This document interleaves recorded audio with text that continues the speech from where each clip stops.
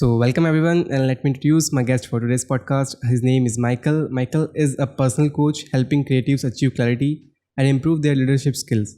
He is also alumni of Bauhaus University and a creative problem solver. Also, he's a good friend of mine and a follow member of a pro group. So glad to have you here, man. Thank you, Ankit. Thank you for having me. This is my first ever podcast, and I'm so happy to finally have the experience of being in some sort of podcast, long form. I love it. So thank you for giving me the opportunity. I did not expect you to reach out to me, so it's really nice. I hope this goes very good. Yeah, same. Great.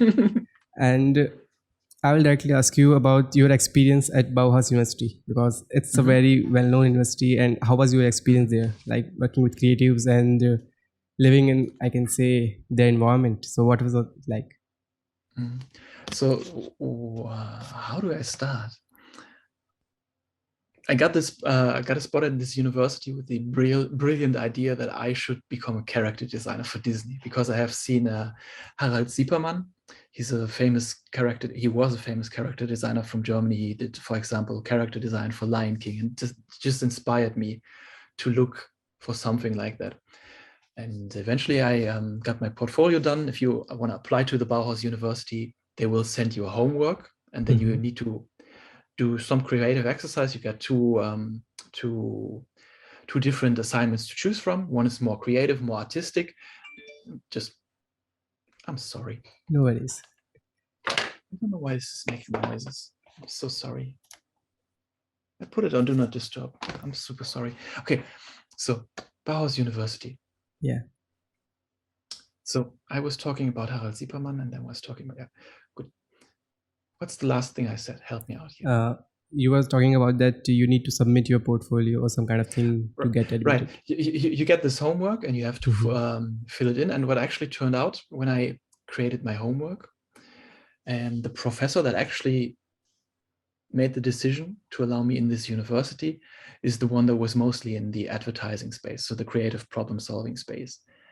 And so I arrived here in Weimar, and Weimar is a very tiny city. It's like 60,000 people maybe. And most of the students actually live in the old town part of city, the city center.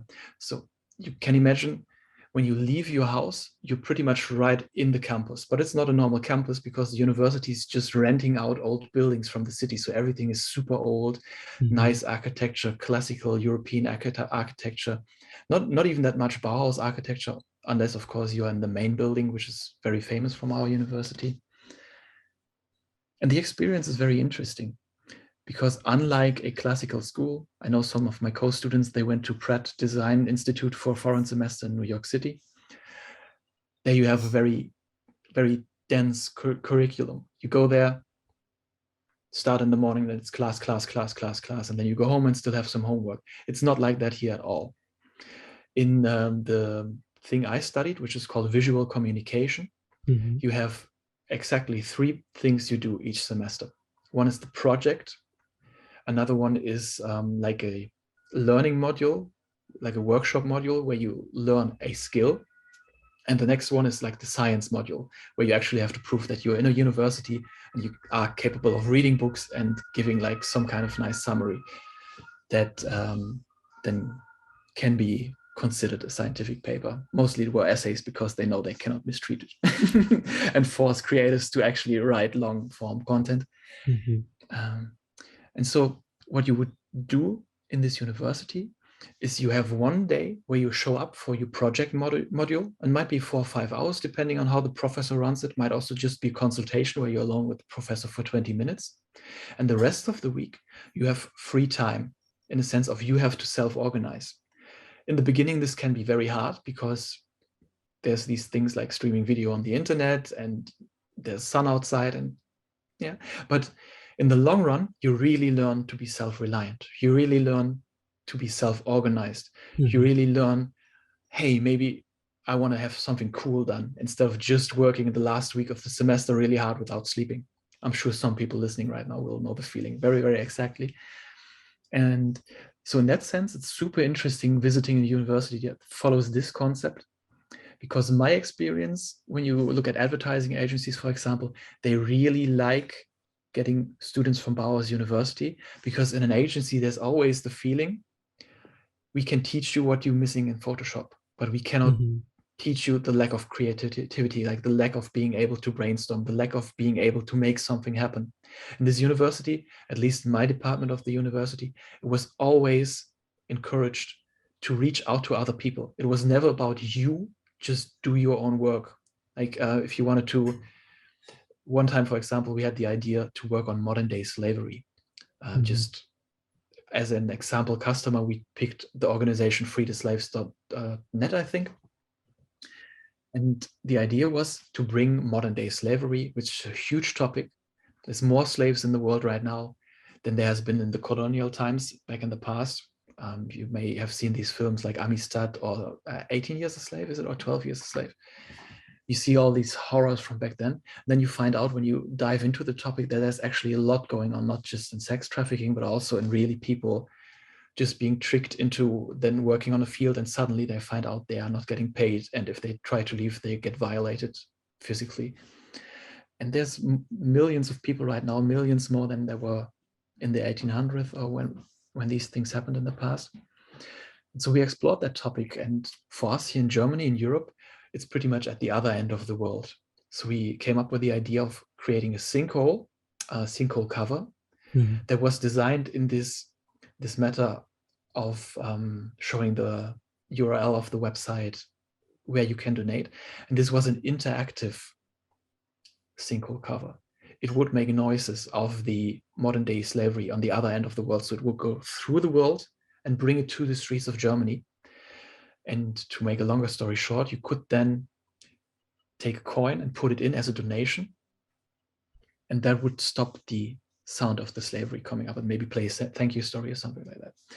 It was super interesting because in the city of Weimar, it's very open to trying these things. So we would just at first start out going in the wooden workshop to build our sinkhole cover out of wood. But it's very natural that you're not expected to now be suddenly a perfect woodworker. So we just prepared an Illustrator project with how the cover would look, like a flat version. And so we went to the architects, and they had a laser cutter to create all their architecture models, and they would just cut out the letters we prepared. And then we would go to the wood workshop of our faculty, and we would just ask the master of the workshop to help us building something that is like a sinkhole cover. And of course, then there's points where we could work again by ourselves, by spray painting that at first, like make it look like just black for foundation, and then make some bronze color, and then make some withering where we can bring on our own skills. But it's always encouraged that you combine what is around you. And that can be very helpful if you work in an agency and need to make something happen for a campaign, because you actually are capable of calling people and bringing people in. And so we built this sinkhole cover. And just for a photo session, we also put it in the city street. Of course, one where there's no cars driving, because that would have been dangerous. And naturally, these things happen because Weimar is so open-minded to having these creatives in the city center and actually changing something, usually not permanent, but changing something in the day-to-day for a while. And immediately, someone from a local radio station saw us, came up to us and was like, hey, do you want to do an interview? And suddenly, this radio station is in our project. Suddenly that is part of our portfolio because we got a radio interview on us. And that radio interview actually playing on the radio station then brought in Buchenwald, because most people don't know that the ex-concentration camp Buchenwald is just 10 minutes by bus out of town from here. And they were suddenly interested in making an exhibition. So it's a really university that encourages collaboration and that tries to get you away from feeling afraid of collaboration. It's about talking to other people. It's embracing the radio station, seeing you and just asking you, hey, can I send really quickly? Can I call my coworkers and send someone over to interview you? What's happening in our city right now? And this is something that's really, really pushed in this university. And it's deeply ingrained in how they have stated their mission statement, how they want to be perceived. And if a student comes and asks, like, can we just have one semester where you teach us Photoshop every day for 8 hours so we get perfect at it, you will get shut down. That's not happening here. That's what's happening when you go to YouTube and check out like Pix and Perfect and these people. We just encouraged to learn by ourselves. And what we get from the university is feedback. Students give each other feedback. Students help each other even in the class when the class meets for presentations, but also in the one-on-one consultations with your professor. And I had some amazing professors. It's like people that worked for Scholz and Friends, Saatchi and Saatchi, Jung von Matt, like very, very high positions. I had the opportunity to talk to guest professors that would have filmed Rammstein videos in the past. I would have had the opportunity to listen to a lecture by Jeremy von Matt, who is the head of the ad agency Young von Matt. And to give some perspective to that, this agency was doing the advertising for Christian Democratic Party in Germany, which is the party of Angela Merkel. And so suddenly there's someone in front of you, I'm not saying like I align with this party or anything, but suddenly there's someone in front of you. For him, it was normal to meet once a week with Angela Merkel to talk about how they present themselves. And this is the kind of access this university gives you. So there's a lot you can take. And the amount of workshops, we have everything here. We have several photo studios, we have several video studios with green screen. You can take the carpet out and then like real studio with stuff hanging from the ceiling, wood workshops, plastic workshops, ceramic workshops. You can do everything. It's really, everything is there, but it's just encouraged that you have to act from your own drive. I want to try this. I want to do this. I want to learn this. And then there's always someone there that's able to teach you, to help you out. And this is an amazing experience. And if whoever is listening to this right now, if you have the opportunity to come here for half a year for a foreign semester, or maybe even come here for doing your master's degree, and that resonates with you, highly recommend it. It's an amazing, beautiful university. You just got to be ready that nobody's holding your hand. This university is about you learning to walk on your own. And there's other universities that do a different way. But yeah, this might be for you if that resonates. Sounds very interesting, of course. And that project about the slavery, it's completely mind-blowing too. And that's the stuff like when you are in the university of this kind, and you are given your complete creative freedom. But when you come out of university and you join, let's say, a simple marketing agency, then you might feel like your creativity is not being truly used in any project. So you have coached so many different creatives to this point, I think about 40.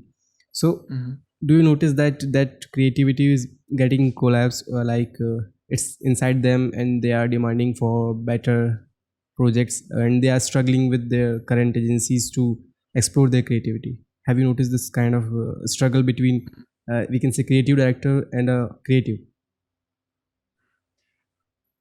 No, my personal experience that I had within big ad agencies when I was an intern there was that sometimes as a young creative, you can very easily get lost in the shuffle, very easily get put in a place where you are the one that is only doing the grunt work. Suddenly you do not do much creative work anymore, but you're stuck in a position where you're like cutting out a tree in Photoshop for 2 days. So every leaf is perfect.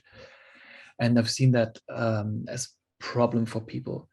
I've also seen it for young creatives coming from university, especially like university, like we just talked about the modern day slavery project. University is very liberal. Like there's a lot of students that lean to the left wing, even to the far left wing. And if you're into doing the advertising and suddenly you end up in an advertising agency and all these ideals need to be set aside because one of the biggest customers of the advertising agencies, let's just say Coca-Cola, that can be a huge problem. And now there's the option to figure out, let's say we're on a coaching call, it's like how to verbalize that to your boss, like how to like figure out, why am I unhappy in this ad agency? Why am I unhappy in this bureau?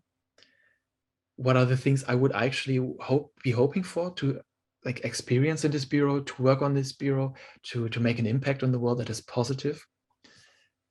And then you can go to your boss, and sometimes if you're that clear and if you like went through a coaching process with me, you might be able to say it very clear and very respectful, and then your boss might be able to actually give you something that suits your mission objective. Most of the things I do are, however, with creative entrepreneurs. I have a lot of people that are just starting out in the creative world, a lot of people that want to be brand strategists, a lot of people that maybe are in video, maybe are in some sort of design or in motion design. And these people at the beginning of their career, they are often looking for a coach because they feel stuck. If you are in a job, you feel just unhappy, but yeah, you got your colleagues around you. Often the hours are very long and they just tell you this is like what you do. You come in as the intern, you get paid very bad, and the first couple of years you do the grunt work. That's what they did, what they expect you to do. And if you have that environment, it's less likely that you start looking for a coach, especially at that early. And if you're a younger person, what I met, people that seek me out a lot are people that are in this entrepreneurship idea. Yeah, we both know Christo. We're both in the future pro group. There's like this big idea of entrepreneurship, making it on your own, building your own agency, be it as one person, be it hiring freelancers. And what I see a lot in people starting out, be it in brand strategy or in design things, is that a lot of people seem to get stuck in their thinking how they have to be presented in the world. That they need the big website already, that's big and beautiful, and they need the Instagram with 10,000 followers right away, and they need the LinkedIn with the followers and the lives and the carousels. And mind you, there's a time and place for that, but I think that's the long game. And we want to make you money now. We want to figure out what do you want right now and how do you get it. And the very common thing, for example, is that I talk to these people and my clients, they often have gotten no client of Instagram ever. Or maybe someone who paid them 25 or was asking for a very low price that was just not sustainable. And all their good clients usually come from their network, come from ex-clients, come from talking to friends, just being out there and actually talking to people. And I think this is a huge, huge problem in the world we have today, because we stopped using our natural ability to connect to someone. We stopped using our natural ability to have a conversation with just a stranger that might need help. We lost the This one thing I've noticed very strongly is that people don't ring the doorbell anymore. People write on WhatsApp, hey, I'm here, like to avoid the sister of the girlfriend, to avoid meeting the parents, to avoid meeting the flatmates. I just don't want to disturb anyone. And so we're stuck in this game of trying to find someone on LinkedIn where everybody's already so annoyed that they're just getting spammed by offers day in, day out. Well, maybe just like there's this bakery around the corner. You go buy bread there 2 times, 3 times a week, and they are like friendly with you. Sometimes even like the wife of the baker is in there and it's her shop as well. And you can just talk to these people and be like, hey, I really love this place. Can we maybe sit down and talk a little bit of marketing strategy? Maybe I can come up with a logo. And I know we know Christo and we know all these amazing ideas of you have to make so much money. But in the beginning, it's also okay to just put out that YouTube video and maybe only 50 people see it, but it's still 50 people more than have seen no video you produced, right? And it's the same for just do that logo. Just go out. There's this idea that comes in when people talk about writer's block. Oh, I have so much trouble writing. If you want to be a successful creative, then you got to be designing. You can't be sitting at home, do Instagram, and hope for someone to come up to you and just hire you for a big design job. I've seen this many, many times. That's mindset is so stuck on I have to do social media. I have to do social media. I sort of low-key blame Christo for this because he is at that level where he can do social media and it's part of his game. But if you're just starting out, I think your time is much more valuable spent if you go to that startup space. If there's a startup space in your town and you just talk to people, maybe they have like a party or presentation round where every startup shows a bit what they have, and you just get in conversations with them. And maybe you can do something just for equity. Maybe they give you 2 points in their company or half a point, and you do the design for them. And it's a huge risk, and you gotta eat, but that's how you start. You gotta start crawling, then you start walking, and eventually you start running. This is a problem I've seen very much. And I don't know how much you feel this, Anke, but I've seen it in people. Like one of the clients I coached, she told me, Michael, before I met you, I opened my Behance profile in February. Didn't do anything. Now we talked for 2 weeks and I put some things in there and suddenly I got a job. just because I could show this portfolio. Is a lot of the issues I see is people not starting, and you have to show up to play. But the positive side to that is, at least for the beginning, it can be very easy, because so many people that are beginners with you, they are actually not showing up. They are stuck in that endless circle of, I have to do Instagram. Oh, I'm not good enough. I need to watch another YouTube video. Oh, some new series dropped on Netflix. I'll now be gone for 8 hours. All these things are happening around you. And if you just start right now, whoever is watching this, if you've never done anything before, just very little, just go out there, talk to that bakery, talk to the bike shop, talk to whoever is in your area. And I promise you, the more often you do it, the easier it will get. And you will get some work that you can then put in your portfolio. And this is how you slowly grow. And then we can talk Christo telling you how to charge 4,000, 40,000 for a logo or video. Yeah. And I feel this a lot in the clients I meet when it comes to the creative space. I also coach. I think everybody talks about niching, but I feel like everybody can benefit from coaching because it's about you. But it's a different story. Maybe we can talk about that later. Interesting. And it resembles with me that doing social media regularly takes a huge amount of time and your energy. It drains you a lot. Like you will have to create something which is very unique for everyone else to grab eyeballs. At the same time, you will have to be consistent to grow a good amount of number there. And at the same time, you will have to interact, drop a like and follow. And it's good if you're doing for just one platform. If you're trying multiple platforms, then it will become like a full-time job. And there are very low chances that you will get a single client from there until or upon you have up to 10,000 followers. That's what I've noticed, that if you have 10,000 followers, then you have numbers to somehow that you will find your target client there. It's very rare, but you can find there. So, but building that 10,000 may require 1 year at least, if you're doing it legitimately.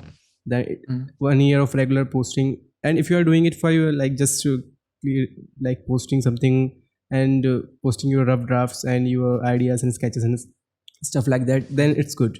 But if you're creating deliberately posts and some knowledge stuff, then it will take a lot of time. And this time you could have invested in building relations, like you said, with your local brands, local community. Or you can do this online, like with the Facebook group and stuff like that.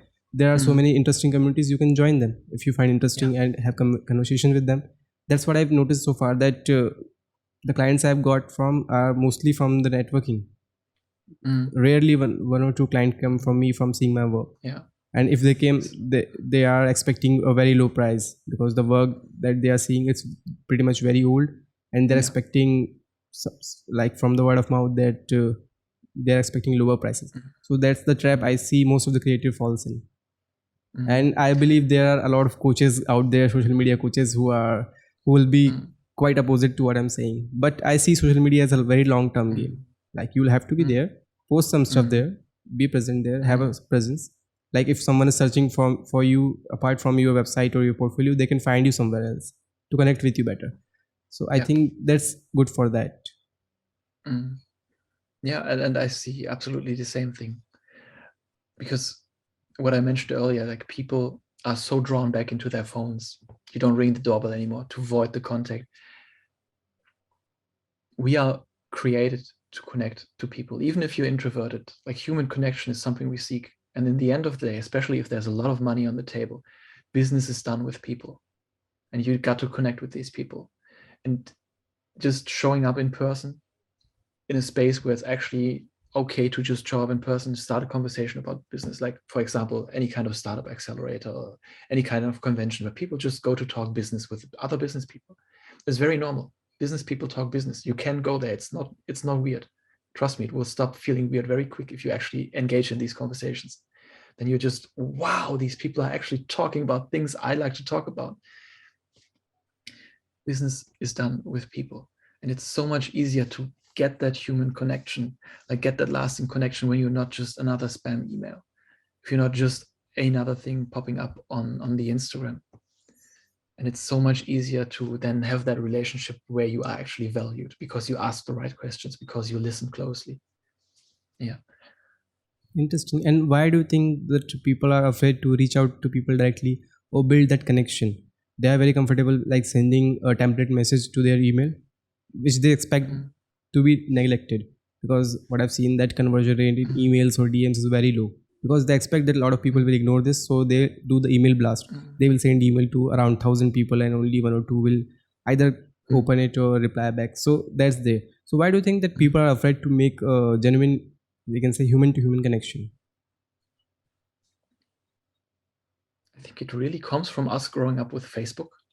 It just Okay. disconnects us so much from each other, and it is not just Facebook. Okay, now it's called Meta, but you have the Instagram, and before everybody turned up to like doing the carousels and doing the helping, Instagram always shows this beautiful life.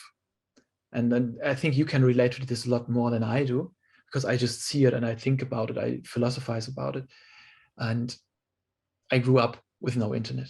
I don't know at what point, like at some point we had internet and was like this 65K modem, and you couldn't actually be on the telephone anymore when you went into the internet, and you would pay per minute here in Germany. So it would be, I caused some very, very terrible phone bills in my youth. But now you got a generation growing up for that the iPad always was in hand, for that the iPhone always was in hand.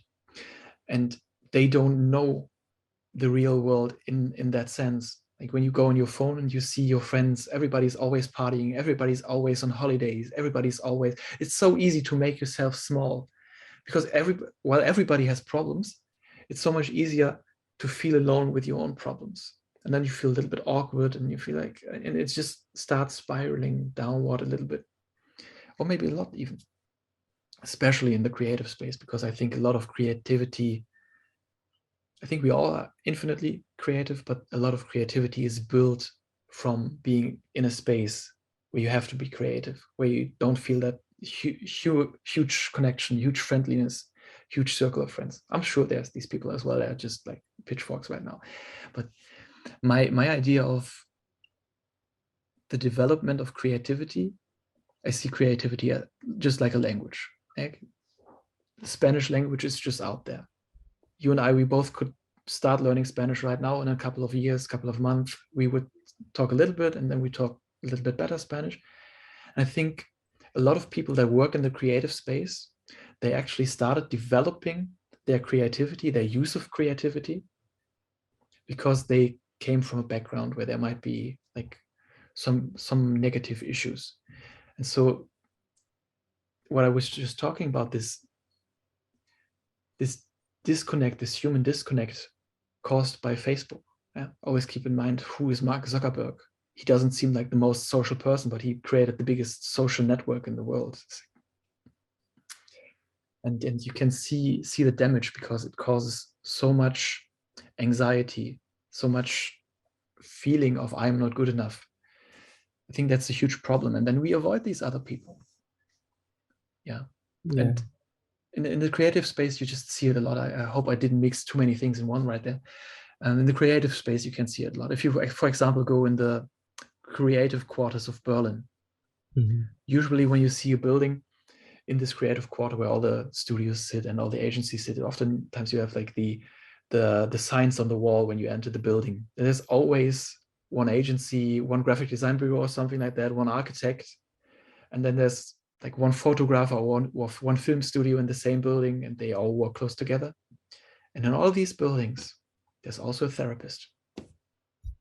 It's very close attached to that field. And I'm not saying there's not exceptions to that. Yeah, when I started at Bauhaus University here, like me at 27, like I want to be character designer. Yeah, and then you arrive, and then I met Julian Zimshäuser. He's now at Builders Club working in London. 18-year-old kid at the time. His dad was already a creative director. He got the Faber-Castell box of 200 crayons, highest quality at I don't know what age, like very young age, and just always drawing, and you just sit there like, just feel so small, because there's this 18-year-old kid, like 9 years younger than you, and he's just his craftsmanship, like his fingers, the skills in his fingers are just blowing you away, and there's no way I can catch up to this dude. And he's always been like a happy person because it's just a different background. He just got raised in creativity, so that's also happening, of course. But yeah, I really see this human disconnect is a huge thing, especially for creatives, and that's why we as creatives often can walk into the trap of defaulting to procrastinating by just looking for our clients in the Instagram, in the social media, instead of just saying hi to someone. Really interesting. Yeah, definitely. Actually, I was listening to this podcast and they said that the dating is pretty much ruined by Tinder and these kind of online dating apps. So same human disconnect is, I think, affecting every we can say dimension of human relationships, because that's pretty weird that like in a few years offline dating would be too, I can say, off style. So that's a completely new thing. Yeah, Interesting. it's gotten even worse due to COVID, I think, because technically you're not even allowed in most places, or were not allowed to talk to people. I just can give you my very, very high recommendation.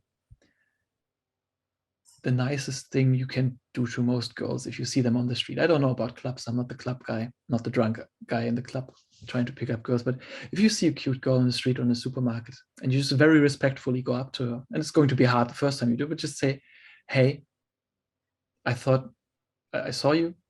I think you're attractive. I want to have a conversation with you. She will be over the moon happy, because that never happens.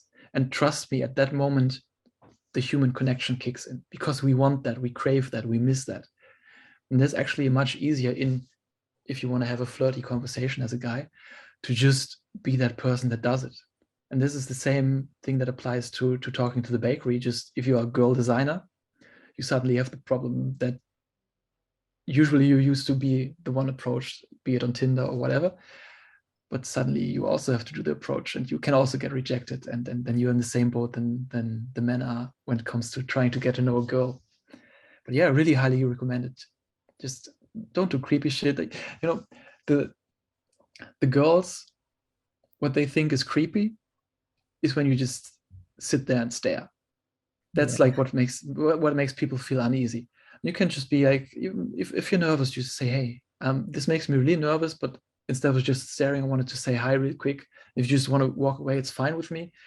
Just learn that expression of compliment. You can do the same then when you go to the bakery. Like, I really like your shop. I really love the cake here. Can we maybe sit down and talk about business? Because I'm interested, especially if you're a younger designer, aspiring designer. Just get into that habit of having the flirting conversation if you want to get to know a girl. There's no shame about that. Girls get flirted with much more often than guys do, trust me.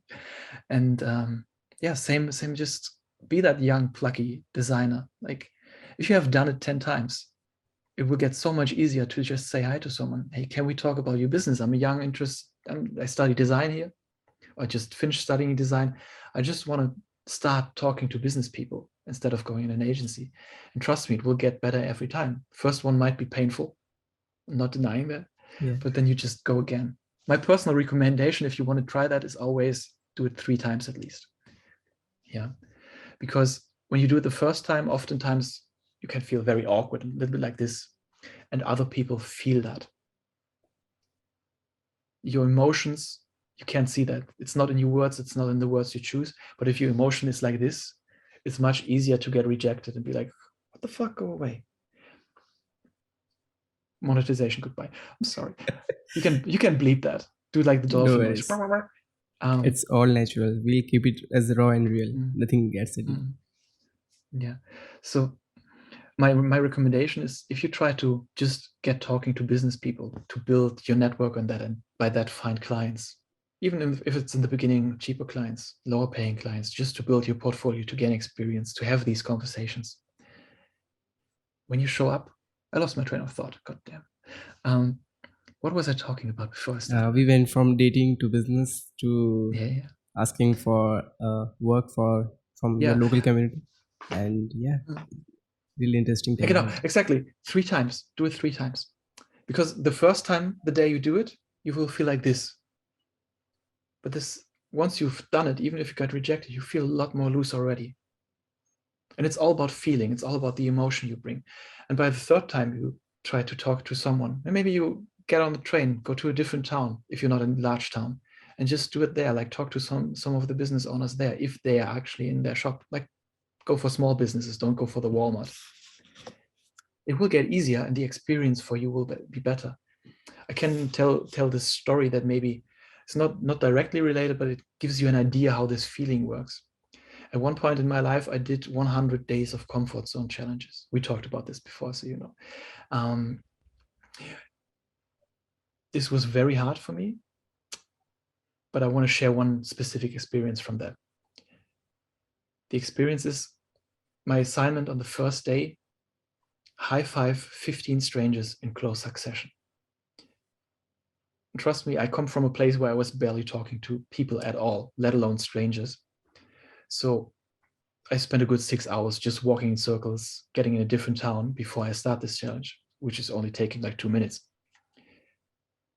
The first 3 people I see stand on the side of the road and they're talking to each other. So I know they can't walk away because they are engaged with each other and I don't have that power. And I was told, like, dude, if you just go up to them and ask them for a high five, just keep your hand up. Eventually, they will just give you the high five, can ask again, like, hey, high five. They will just make you go away by giving you what you want. And so I go up to them, it's maximum awkward because I go up to them like this, like I'm so close, so anxiety high. I just want to get out of this issue I have with talking to people, with constantly feeling like everybody could be thinking something negative about me. I want to do these exercises. Also helped that I paid money for them. It's not being sold anymore, this specific product, but it helped me a lot to kick my own ass to have paid for it. And so now I high five these 3 people and I walk on down the road and suddenly I feel a tension in my legs and it goes away. I didn't even feel this before. I just feel, hey, there was a tension in me I wasn't aware of, and it floats away. It's like maybe if you meditate, it's somewhat comparable to the feeling you can have in meditation when this shower of relaxation goes through your body. And so it gets easier. So I high five the next person, high five some old people, tell them, German, hey, give me 5. And it gets easier. And there's like this big grin, and I get looser and looser and looser. And so the last person I high five, and mind you, I walked around 6 hours before, but now this is a time frame of 2 minutes. The last person I high five, I'm super loose. I'm grinning like a complete idiot. The last person starts following me. It's like, dude, what happened in your life? Did you just win the lottery? Tell me everything. Tell me. Complete stranger. I'm not saying this is how you get design business. I'm talking about the emotional difference. You have done it, you start getting looser. You do it again, start getting looser. And suddenly your state of mind, your emotional state rather, is so free and so loose and more friendly, because if you bring fear, the other people are also going to feel fear. And if you bring looseness and a smile and excitement, then suddenly, just 2 minutes after that awkward encounter, suddenly it will be much easier. And this is why I tell you, if you want to go out and just be at these startup accelerators and talk to people, be at these events and talk to people. Don't stop with the first one because it was awkward. It's going to be. It's just like Ankit when he did his first YouTube video. It's also like, that was like the first one. When you look back a couple of years, you're proud you did it. That's the point. It's not, you're not going to be proud because it's like the best thing ever. How can it be the best thing ever? It's the first thing ever, right?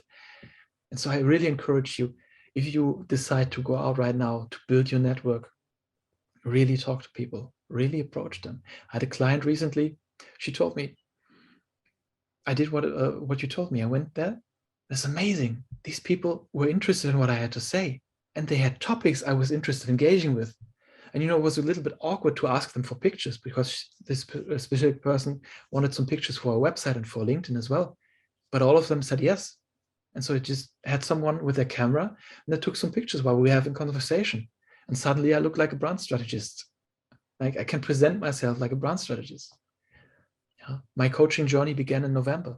I had a lot of things going on in my life to get to this place. It would be a longer conversation piece right now.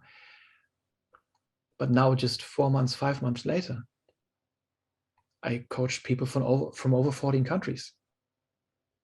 Yeah, and some people fell off the wagon and never got back in contact with me again after I did a free session, but some people also signed up. Some people are recommending me.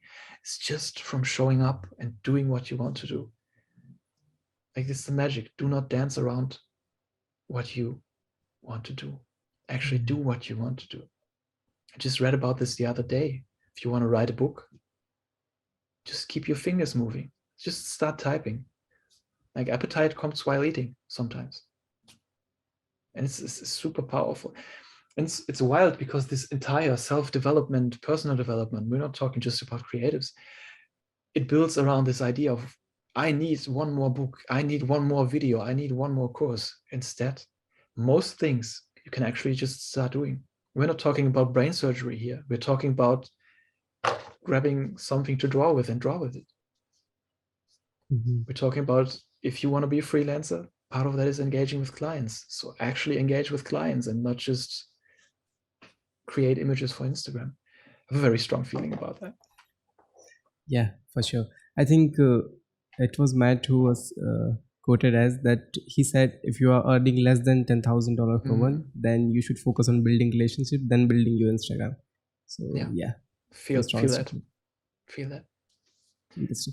And I think most of the people who are promoting this Instagram, you can say content creation, are doing because they are themselves see themselves as a social media coach, and they have something to sell to you, like Instagram booster course or something like that, which some tips and tricks and techniques. So they have some, I think, motive behind this promotion. They are not, I cannot say that they are doing this wrong, but they have some ulterior motives behind this.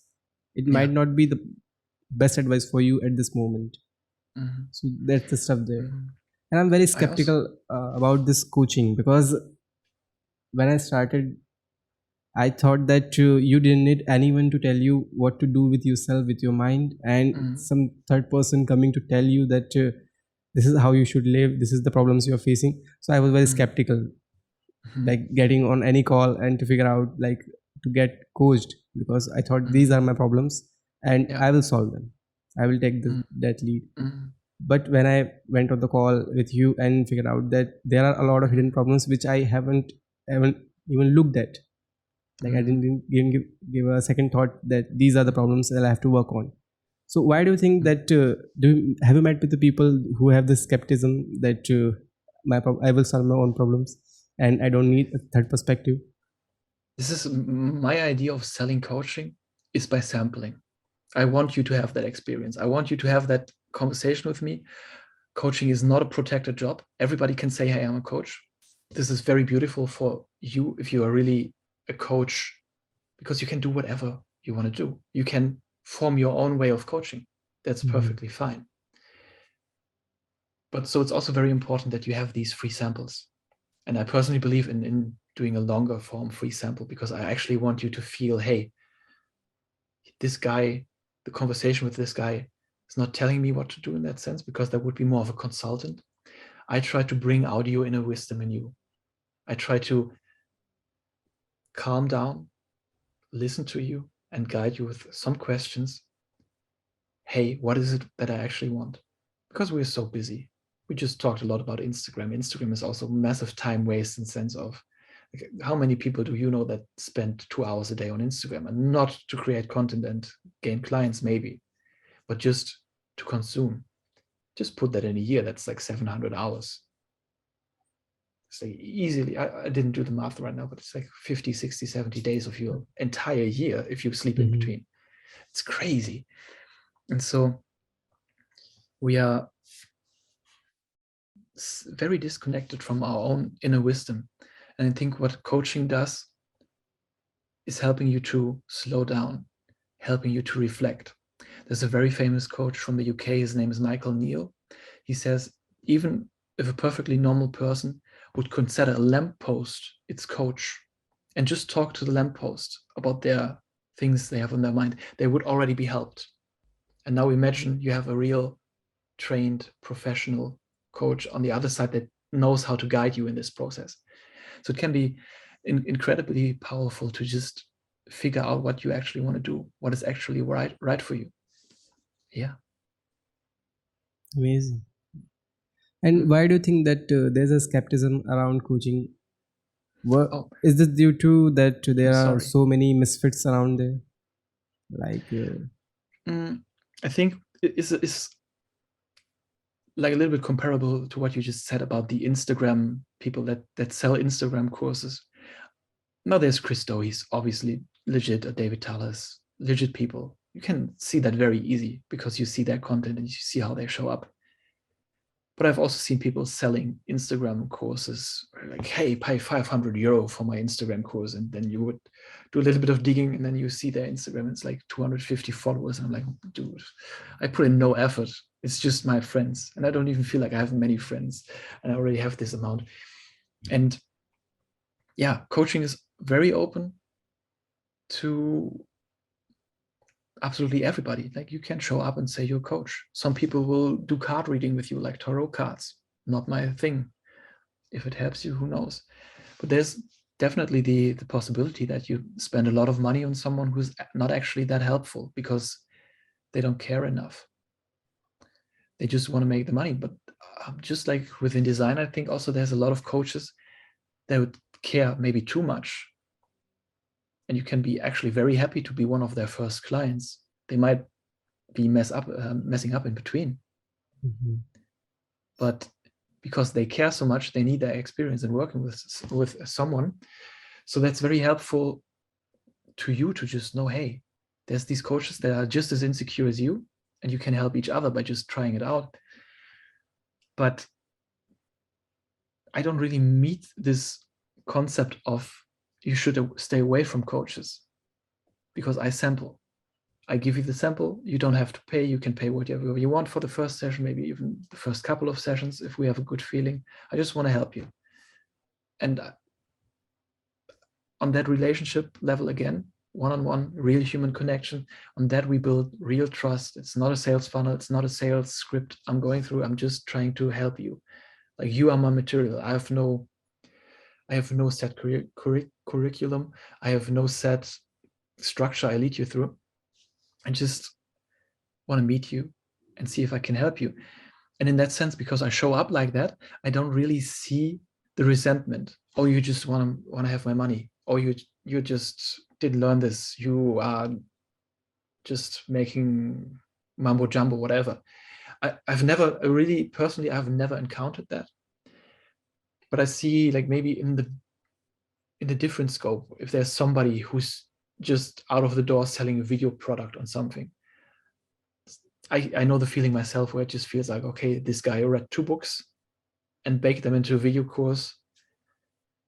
And to a degree, that's admirable because he just did it, but it doesn't feel legit to me. And I think that might be where a big misconception comes from, because you hang around on YouTube and then these people push the ads, and you see the ads over and over. Like, I got the solution for everything, and they seem often so very salesy, so very disconnected. And I think that's where a certain amount of fear can come from, a certain amount of resentment, or maybe even prejudice. Mhm. But I also think we are in the age of coaching. I think right now there's more people in the world being coached than there have been, like, even before I was born, like 50 years ago. I'm sure there were already coaches and mentors, but right now it's become more of a lifestyle thing. Like, people see that they can use help, and when they feel it, then they like to take it. I think this is much stronger than the resentment. But maybe that's just me in my blue-eyed world of the wonderful people I have been meeting. Yeah, for sure. And I think that going with a clear mindset that you are not there to sell can help you a lot in that when you are looking for clients, that you are there to solve their problems. Like the Chris says, Mhm. if you are going as a hammer, then you see every problem as a nail. Yeah, So for you, you will have to be like a coach, just to be there, listen to their problems, and if you can solve them, that's better. If you cannot, you can refer to them to Mhm. someone else. So Yeah, that's a very good, I can suggest, if anyone is watching, that's a very good strategy to approach any conversation, any sales yeah, conversation, that you are there to serve them. And even if you do not become client, you will earn a good friend from them. So that's yeah. really great stuff. Mhm. Yeah. Interesting. There's also always the option of being referred. I had a free session with a girl from Colombia. I shouldn't go into too much detail, but the one free session was just, it solved her issue. Afterwards, she knew what she wanted. Afterwards, she knew what she needed to do in a respectful manner. She did it, and she got everything she asked for. So that's also fine. Like, what better testimonial can you get? I spent 2 hours with the guy. Then I, like in Germany, we say, pushed my ass cheeks together and just did it. And it worked out in my favor. I don't need to sign you. Yeah, I would like to sign you long term. There's probably always something we could talk about, but if you have one thing on your mind right now and you come in a conversation and you bring that and you play full out, you want to work on that and then figure out what's right for you. I'm just here to awaken your inner wisdom. And then you go out and do it. Like, it's perfect. That person will always give me a good testimonial. That person will always, like, if they meet someone who could also need similar help, they will send them to me. And that's how you get more and more clients. And it's just a thing of beauty, because instead from coming from the need for money, you come from a place of love. I don't know how far that translates to doing design work, to selling design work, but I also love the idea that you don't just, like, you need some income. You just need to self-sustain, of course. But ideally, you sell your clients something they really need, they really will benefit from. Yeah.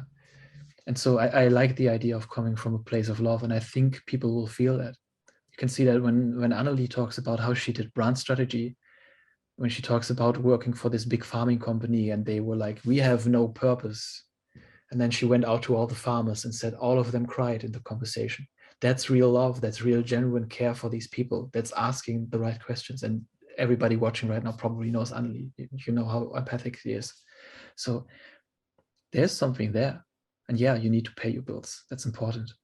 But I think coming from a place of genuinely wanting to help your client is super powerful. Yeah. I don't know if Coca-Cola cares about that if you pitch them, but like, let's just talk in the freelancer space.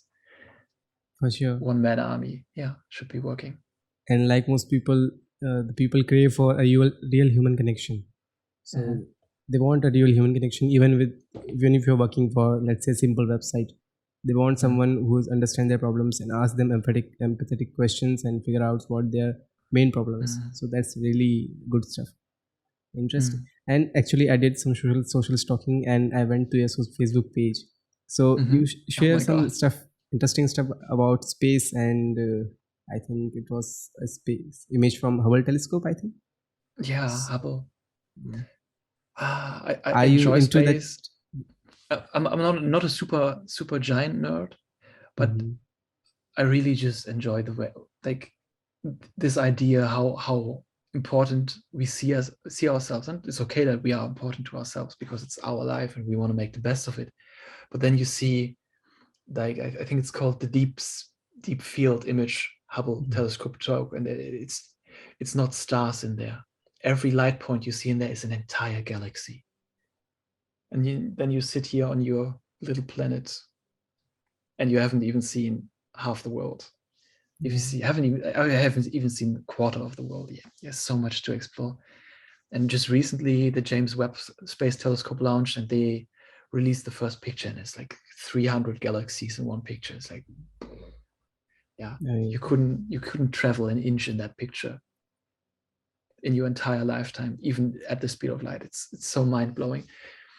And yeah, sometimes it's just fascinating to feel that, to see the reoccurring patterns in that, like how things that we have on our planet, very small, can reoccur in that grand spectrum. And like a little bit of everything is connected. Everything has some kind of power relation. I'm not a spiritual guy, I would say, but for me in coaching, it also makes a lot of sense if you see the entire universe and how all of this works, and how even a planet that is billions of light years away is made up from the same components than we are, than you and I are. And Yeah, that's pretty much amazing. And somehow delving deep into science took me back to figuring out who am I. Mm-hmm. Seeing this Yeah. vastness of space and everything, it took me back to who I am, and I thought I should figure out who am I myself. Then I will Yeah. figure out what the world around is. So going from outside out to inside, it was inside out, and Mm-hmm. I'm Yeah. pretty much enjoying the process. So everything comes through like psychology and Mm-hmm. evolutionary psychology. Everything I'm learning everything to figure out like how Mm-hmm. this works, and pretty much it dwells into the human relation, because what I think that to branding, or you can say whatever work we are doing as a creative, it's for humans, and Mm-hmm. as a human we'll have to take care of every unique Yeah. features we have, Mm-hmm. because actually I've recently reached out by a student who's doing her MBA, and Mm-hmm. she saw I think my article about TikTok and how its UI and UX pretty much binds you and keeps you engaged in their platform. So she reached out to me to figure out like, would you like to jump on a call just to discuss this, because she's writing a thesis on this topic. So I found out Awesome. like that's really interesting stuff, and the stuff we are like, it's pretty much we are exploiting or using human psychology to influence people one Mm-hmm. step at a time. Yeah. And it started with the Mark Zuckerberg, the unsocial Mm-hmm. guy. Yeah. And it's also, I think you released a video on this. I think you called it the dark side of UX UI, right? Yeah. Mhm. Yeah. And it's very, very important, because when we go back to this idea of how the universe interconnected, how all these shapes, all these elements reappear everywhere, and you can think about this in terms of God if you want to, but I like the approach of the universal mind. It's a concept from Sydney Banks. Like, we are supposed to function.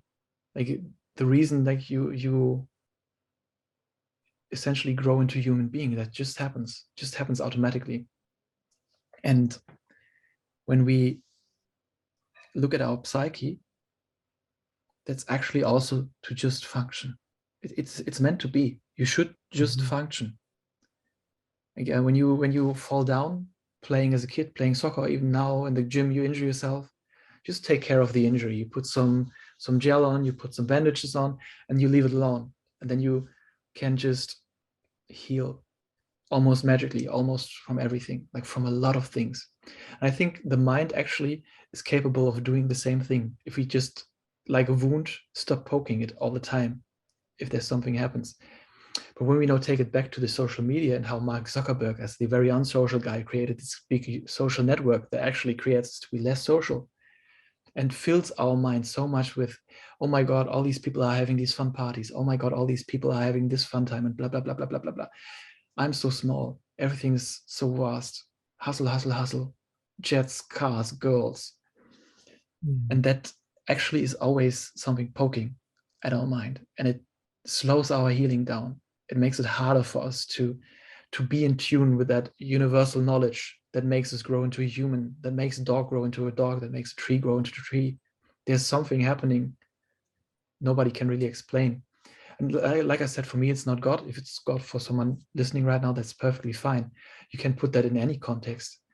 Just there's some sort of universal mind that just makes us function if we allow it to. And this is what you, I Mhm. think, just talked about, like finding through science the connection back to yourself. And I think this is very amazing that you have this realization at such young age, and I think it's going to serve you immensely in the many years of life you still have ahead of you, and it will also enable you to help other people, because that's a story you can Yeah, tell. This for is sure. amazing. And Congratulations on that. anyone who's in safe journey, I would recommend that go through the route of science, because it somehow Mm. makes you skeptic, and it Mm-hmm. frees you from a lot of whatever there is, a lot of fluff which is not useful Mm. to at all, and it will keep Yeah. you engaged there for and give you no result, positive results. So go through the route of science, get your, I can say, the razor, what it called, Occam's razor. So Mm. everything which sounds stupid, most probably it is. So get that we can say inner skepticism awakened through the root of science, and then if you go into the mindfulness and stuff like figuring out yourself, you will find out a lot more sensible things there. So Mm. that's my one cent there. But yeah, Mm. that's a Mm. complete journey. Yeah, there's this psychology doctor from the US. His name is Bill Pettit, and he is telling this wonderful story about comparing how we humans just run around crazy all the time, making ourselves crazy. Is a big topic in there, and he compares us to animals. Like when we talk science, we can see ourselves very easily as animals. If anybody watching right now is not happy with that, it's okay. It's just philosophy right now. Yeah, I'm not telling you. So he tells the story like we run around constantly making us crazy. We never give ourselves time to just sit down. Let's say, for example, in meditation. And trust me, I had bad experiences starting out with meditation because there was so much anger that needed to just come out, and so much tiredness as well. But he talks about how an animal, like let's say like a deer, it gets lost in the forest. It will not just run around and be like in panic. It will stand still. Will listen, will smell, till it finds its orientation again. And as humans, we sort of fallen out of contact with that ability. Not saying it's necessarily smell, but just listen to within and see what's supposed to happen next. Yeah. Yeah. And pretty much we have built so much obstruction and obstacles Yeah. to that process that like Yeah. we are not connected to nature. I don't know last time I walked barefoot on the ground. So that's the stuff there, and yeah, amazing. That's actually bringing us back to Weimar students, because in summer lots of students actually are barefoot in here in the city. Amazing. So Michael, it's been an amazing conversation. Yeah, learned so much new things from you. And let us know like where we can find you, what are your social media handles or channels to reach out to you. Yeah, Please let right us now the easiest way to get in contact for me if you're interested in having a loose conversation about coaching would be LinkedIn. My name there is Michael, Matzat. It's called Matzat, but nobody can spell that. Even in Germany, I always like it's a family staple. We always just right away spell it. Matzat. Website currently is in the works. It's also a nice thing like collaborations. People, you don't. It's when you're beginning. It's not always about money. Found someone. He was like, I want to work with you. Can't pay you right now. So now he's building my website. And I'm just happy that this check mark. Social media, I don't have to care about. But yeah, reach out to me on LinkedIn. Eventually, Michael Matzat, matzat.com will also be online. It's already secured. Maybe at the time you are watching this, it is, but right now it isn't. And I also bought domains yourconfidence.online, yourconfidenceishere.com. These will probably also be connected to that website, but at this point, April 6, 2022, it's not online. And that's the best way to get in contact with me. And like, I'm very open-minded. If you have any kind of problem, challenge, you want to dream bigger, we can just have a conversation about it. Yeah, and I'd love to sign you for long term, but it's really, I don't do sales pitch. I don't open up wounds to put salt in it. I want to give you, I want you to walk away with a feeling of being ready to rip out trees from the ground. And I want you to want to return to me for more if that happens. And it's also okay if it doesn't happen, because that's the beauty in any kind of work. If it's with a therapist, with a consultant, or with a coach, invest some time to find the right one. I'm not the right one for everybody. You're not the right one for everybody. That's perfectly fine. It's just let's check each other out. Come by, visit me on LinkedIn, and get in touch. Or if you're a Future Pro member, easy to find on there as well. For sure. And please reach out to him. He's a wonderful guy. I'm sure he will reply to your every DMs. So yeah, great to have you here. And all the links will be in the description. So awesome. Thank you so much for having me, Ankit. Thank you for guiding me through this interview. It was really wonderful. For your first time, it was really wonderful. And the stories you told, amazing. Okay.